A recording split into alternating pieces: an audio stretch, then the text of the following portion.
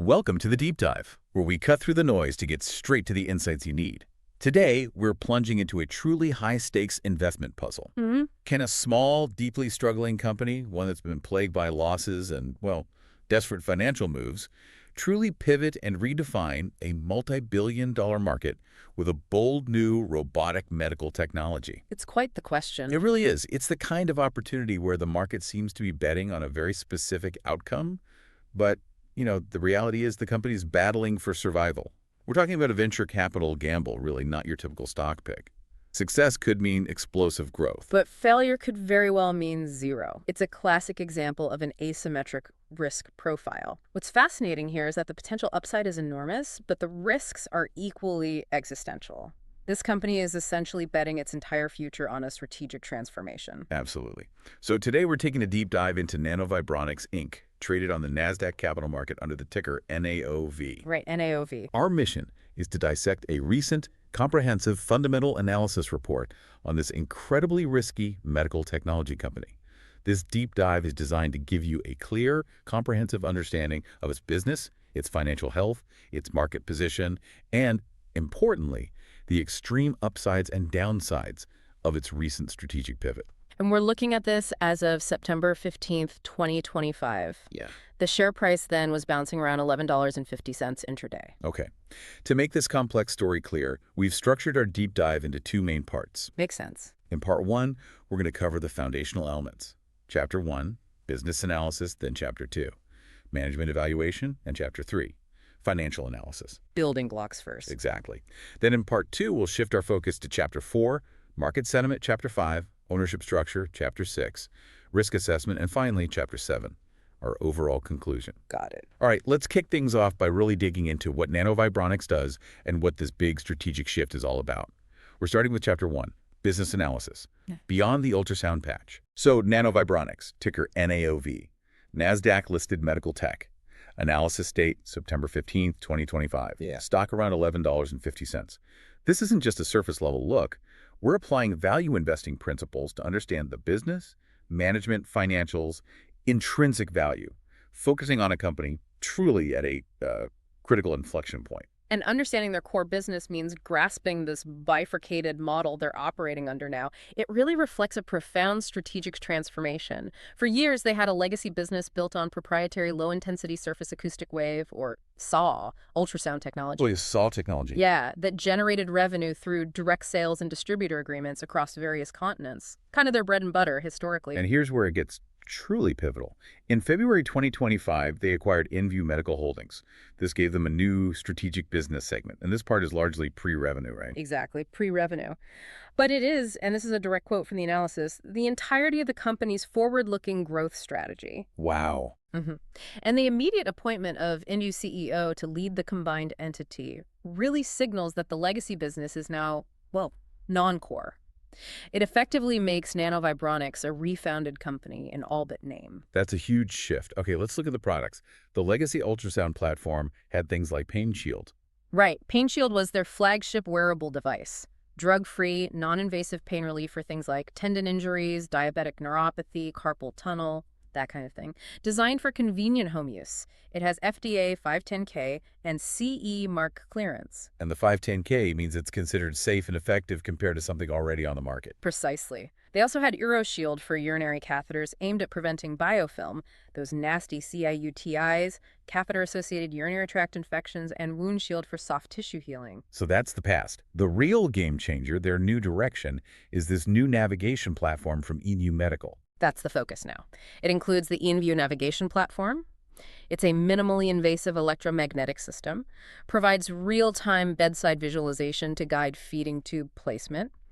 Also, FDA 510K cleared, but for adult use. Okay, real-time visualization. And then there's the next step, ENvue Drive. Yeah, ENvue Drive announced mid-2025. This is their next generation, quote, intelligent robotic platform. It's still in development. Still in development, okay. But the idea is to automate navigation for both enteral feeding tubes and vascular access, like PICC lines. The goal is to address workforce shortages, without compromising patient safety. So it's a really significant shift from patient-centric home care with the old stuff Right. to clinician-focused acute care in hospitals with this new tech. Exactly. Big change in focus. Now, market position and scale, you mentioned it's small. How small are we talking? We are talking truly microcap. Market cap around $9.17 million. That puts it in the second percentile of its industry peers. I mean, really small. Oh, wow. Its operational footprint is negligible. Trailing 12-month revenue just $2.3 million. And the company has been, frankly, deeply and chronically unprofitable. They've had multiple reverse stock splits just to stay listed on the NASDAQ. Reverse splits, usually not a great sign. No, it highlights the highly speculative nature. The stock can jump, 70% on a piece of patent news. That tells you the market values the potential of its intellectual property, not the actual performance of its existing business. That's quite a contrast. So for you, the listener, how should you view their primary value proposition now, given this pivot? Well, the legacy products were about scientifically proven, effective, convenient, non-invasive options. Safety, ease of use. The future, with ENvue, is way more ambitious. How so? It aims to improve safety, efficiency, accuracy of high-volume bedside procedures. The real-time visualization and robotic assistance from ENvue Drive are designed to cut down on misplacement risks, help with staff shortages, and hopefully lower healthcare costs. It's a strategic leap. Okay, that makes sense. And the industry they're aiming for with ENvue, Yeah. how big is that potential market? It's huge. The industry analysis shows they're at the intersection of several large, growing markets. Global ultrasound is big, sure. Projected over $20 billion by 2034. Okay. But the new ENvue platform targets are even larger. Enteral feeding devices, maybe $4 billion by 2030. Vascular access devices, over $10.5 billion by 2030. And robotic catheter navigation, that's growing fast, like 14% plus AGR. So these are vast multi-billion-dollar markets. Absolutely. Where even a tiny slice of the pie could be completely transformational for a company the size of NAOV. Transformational IF, they can capture it. But the competitive landscape must be brutal. You mentioned giants like Thermo Fisher, Intuitive Surgical. It's exceptionally challenging, to put it mildly. NanoVibronix is, well, microscopic compared to them. They lack the resources, the brand recognition, everything. So how do they even compete? Their success really depends on carving out a very specific niche, or maybe becoming an attractive acquisition target for one of those larger players. That seems more plausible, maybe. And the regulatory hurdles, FDA, CDRH. Incredibly stringent, governed by the FDA's Center for Devices and Radiological Health. Devices like ENvue are likely Class 2, needing that 510(k) submission we talked about, plus ongoing compliance with quality systems, medical device reporting. It's complex and expensive. These are formidable barriers to entry, along with IP, R&D costs, distribution, scale. So in this tough market, do they have any competitive advantage and a unique edge? Well, they certainly lack brand strength, cost advantages, or network effects. The analysis is pretty clear. The entire investment case rests on this single pillar, its portfolio of proprietary technology and the intellectual property that protects it. The IP again. Yeah. That U.S. patent number 12,409,105B2 for the insertion device positioning guidance system and method, that's highlighted as a cornerstone. The new CEO, Dr. Besser, his goal is to build strong barriers to entry. So this protected technology is really its sole, albeit unproven, competitive advantage. That brings us neatly to Chapter 2, Management Evaluation. We need to look at the leadership steering this very risky ship. Right. And there's been a big change recently. In June 2025, Dr. Doron Besser, MD, was appointed CEO. He succeeded Brian Murphy. And he came from ENvue, right? Directly. He was CEO of ENvue Medical before the acquisition. So his track record is tied to that technology, but his ability to navigate the public markets, execute a turnaround for this kind of company, that's still unproven. And under the previous leadership, the report mentions continuous crisis management, particularly around the NASDAQ listing. Can you expand on that, like those reverse splits? Yeah, that's a key indicator. It often involved measures like those multiple reverse stock splits, a 1 for 11 in March 25, a 1 for 10 in August 25. Which basically just inflates the share price artificially. Exactly. It's often a desperate move to avoid delisting, but it doesn't fix the underlying business problems. And it tends to erode long-term investor confidence because it signals severe distress. Your ownership percentage stays the same, but the per-share value gets propped up, often only temporarily. What about transparency and ethics? They communicate, but are they really aligned with shareholders given all the dilution? They use standard channels, press releases, SEC filings. They even proactively refuted a false $26 million offering report, which shows some transparency. Yep.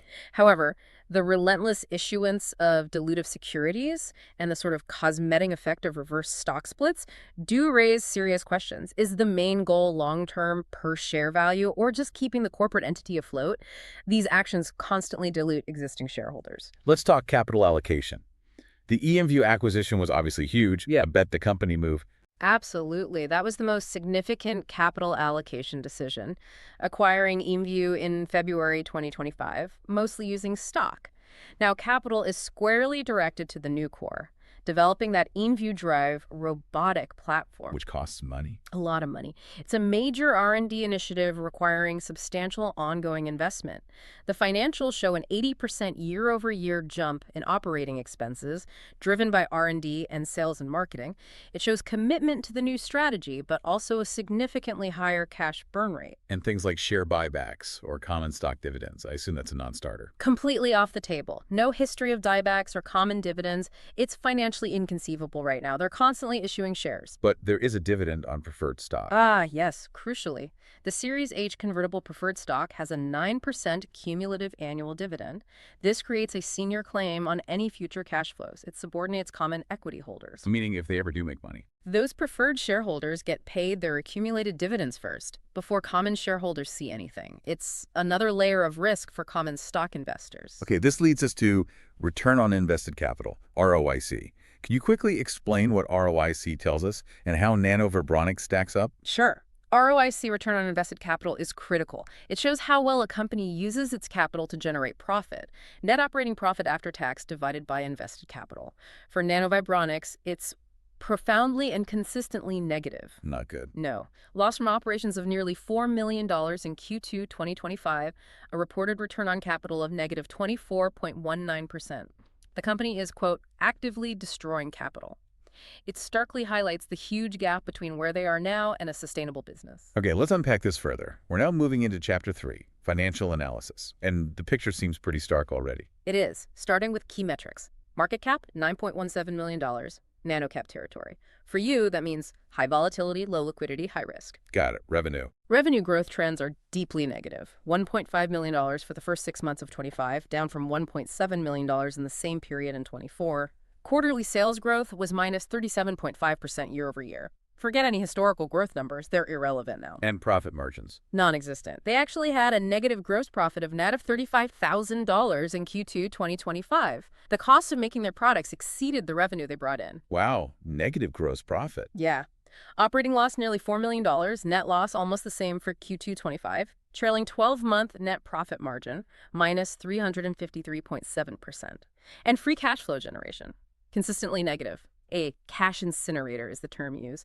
Negative $1.7 million in the most recent quarter. No positive cash from operations in the last 5 years. So financial stability sounds non-existent. Extremely precarious is how the report puts it. Long unbroken history of net losses, no earnings consistency. The debt-to-equity ratio looks low at 0.27, but that's that accounting illusion again. Because of the goodwill. Exactly. Over $44 million in goodwill and intangibles from the ENvue deal props up the equity. If that gets impaired, written down, shareholder equity could be wiped out. The current ratio is 1.05. Fragile liquidity, current assets barely cover current liabilities, almost no buffer. And dividends for common stock, obviously not applicable. So let's tackle valuation analysis. How do you value this if traditional metrics don't work? Right. Relative valuation like PE is not meaningful with negative earnings. Price to sales is limited with declining revenue and the new pre-revenue segment. Price to book, PB, looks low at 0.13, but again, that's the goodwill illusion, susceptible to impairment. So we turn to intrinsic valuation like a DCF. Exactly. A discounted cash flow analysis is the cornerstone. But for a company like this, it's less about a precise number and more a framework. It helps model the financial implications of their story under different scenarios. You project future cash flows, discount them back using a high rate reflecting the risk. Okay, so let's look at those scenarios from the educational DCF model. Let's start. What's the bear case? The bear case, assigned a high probability, sadly. If ENvue fails, they continue burning cash, face insolvency, delisting, maybe bankruptcy. Estimated value, $0 to $2 per share. Basically a wipeout. And the base case? The one that the market seems to be pricing in around $11.50. The base case low probability assumes ENvue gets commercialized, achieves modest market penetration, maybe $25 million annual revenue, low single-digit margins. The company survives, but dilution likely limits the upside. Estimated value, $5 to $12 per share. So today's price is right at the top end of that base case. Interesting. And the bull case, the home run scenario. Very low probability.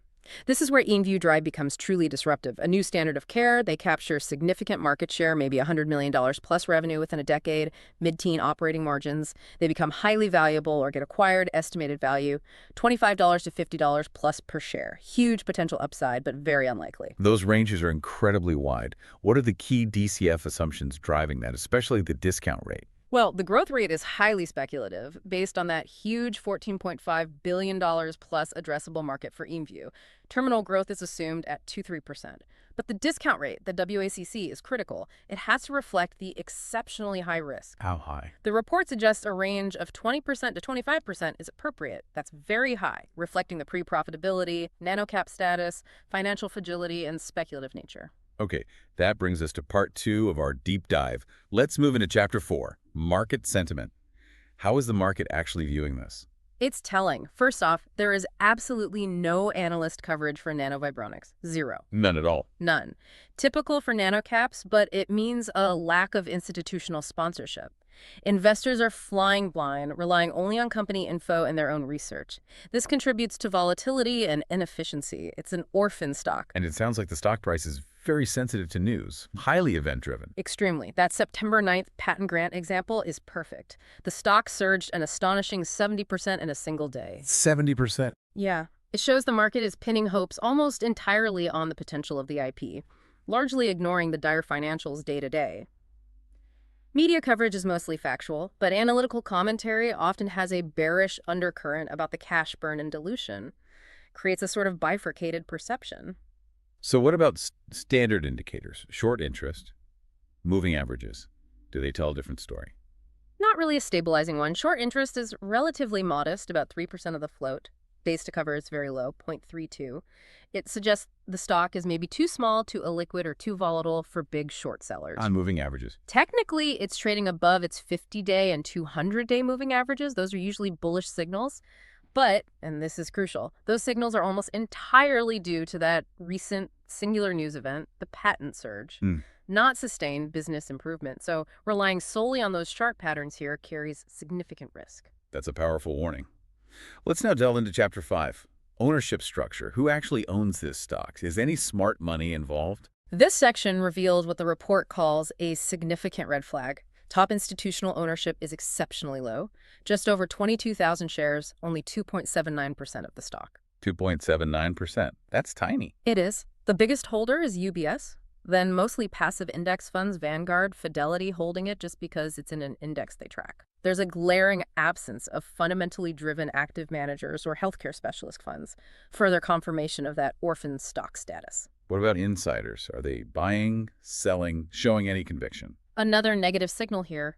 The data shows 0 open market purchases or sales of stock by company insiders in the last 12 months. 0. 0. That's a powerful negative signal. It suggests those with the most information, the insiders, don't see a compelling value proposition themselves, a real lack of conviction. Ouch. And ownership concentration? Any big funds making moves? Yes, but the moves are bearish. Alpha Capital Anstalt, once a big holder, slashed its 9.99% stake by over 87%.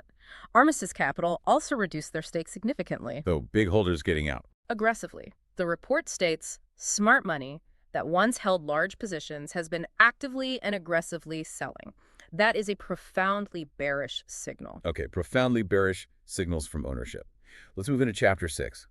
Risk assessment to get the full SWOT picture. Starting with the strengths, what positives can we identify? Okay, strengths. First, that proprietary intellectual property portfolio, especially the ENvue patent. Second, existing regulatory clearances, the FDA 510Ks for PainShield and ENvue, give them a starting point. And third, the focused and aligned new leadership under Dr. Besser, who comes from the acquired tech. Makes sense. Now, the weaknesses, which seem significant. They are glaring. First, severe financial distress. chronic unprofitability, high cash burn, negative gross margins, fragile liquidity. Right. Second, critical dependence on external capital, constant need for financing, often dilutive. Third, lack of scale and commercial infrastructure, no economies of scale, weak brand, no real sales force. And fourth, extreme execution risk. Trying a radical, complex pivot from a position of financial weakness is incredibly hard. Despite all that, what are the potential opportunities? The opportunities lie mainly in the market potential. First, those large and untapped addressable markets, the $14.5 billion plus for ENvue means even tiny penetration is huge for them.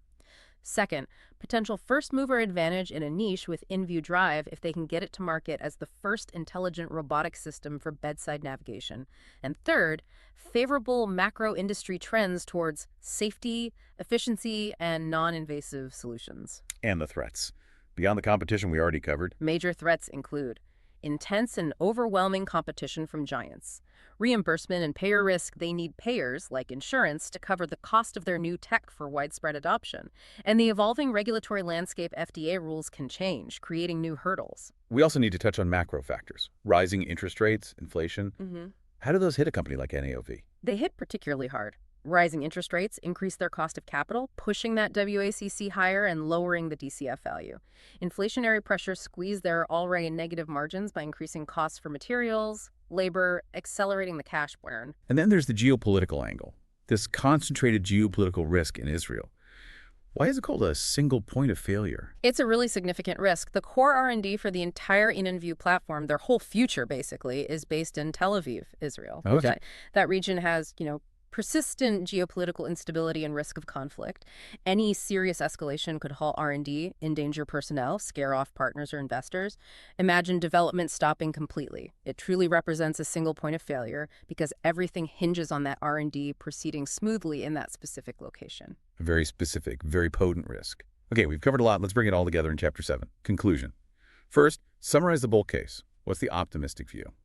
The bull case hinges on potentially disruptive technology in a massive market, ENvue Drive in that $14 at 5 banks plus space, a defensible competitive moat through intellectual property, that recent patent, a decisive strategic pivot, the ENvue deal, new CEO, new story, and high torque return potential from a low valuation, sub $10 MCAP means huge upside if they succeed. But the bear case seems just as strong, if not stronger, based on our discussion. It's very compelling, the bear case points to existential financial risk and cash burn. Losses, negative gross margins, high burn, reliance on dilution, no clear path to profit, overwhelming execution risk, huge challenge for a tiny underfunded company, complete lack of institutional validation, no analysts, no major funds buying in, history of shareholder unfriendly actions, dilution, reverse splits, and finally that concentrated and uncontrollable geopolitical risk in Tel Aviv. And reminding everyone of the intrinsic value range from the DCF model. Right. The bear case value, Right. $0 to $2 per share, high probability. The base case value, $5 to $12 per share, low probability. The bull case value, $25, $50 plus per share, very low probability. So with the stock currently trading around $11.50, what's the concluding outlook for you, the listener? The neutral summary is this. At $11.50, the market appears to be fully pricing in that low probability base case scenario, maybe even a bit optimistically given it's at the top of the range. So not a typical investment. Definitely not a traditional value investment. It's a highly speculative venture capital style bet on a corporate turnaround. The risk reward is heavily skewed. There's a significant probability of a total loss of capital balanced against only a small probability of extraordinary gains. So the final thought then.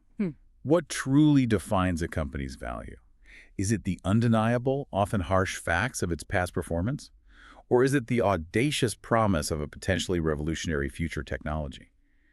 As you consider NanoVibronix, you have to ask yourself, how much weight you're willing to put on that dream when the current reality is a battle just for survival? That's the core dilemma. And if you found this deep dive valuable, imagine having priority access to more insights like this. Remember to like and subscribe to the Stock Analytics AI YouTube channel. Yeah, absolutely. And members, for just $4.99 a month, get priority deep dives on specific tickers. We're covering all of the S&P 500 stocks over the next few months, and members get exclusive priority access. Plus, if you want a one-off deep dive into a stock that interests you, just drop us a super thanks. We appreciate the support. We do. And just a quick reminder, this analysis was generated by an AI system for educational purposes only. It should not be considered financial advice. Please always conduct your own thorough research or consult with a qualified financial advisor before making any investment decisions. Thank you for joining us for this deep dive.